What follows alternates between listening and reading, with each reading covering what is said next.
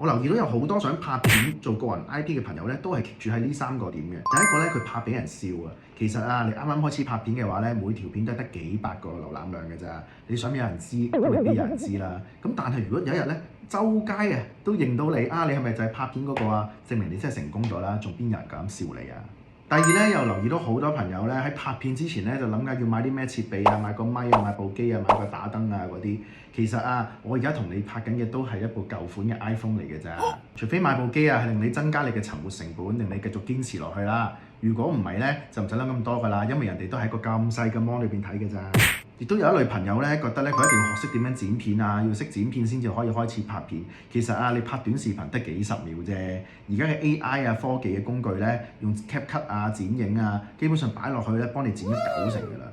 加上咧，做短視頻亦都唔需要啲咩大製作，有陣時唔剪都可以爆㗎。其實無論咩原因都好啦，唯一會阻住你成功嘅人咧，就只係你自己嘅啫。不過我都知道踏出第一步係最困難嘅。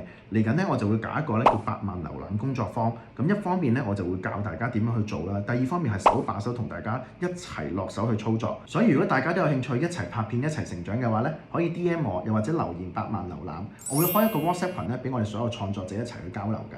夾好期嘅話咧，我就可以同大家一齊創作你嘅第一條爆片啦。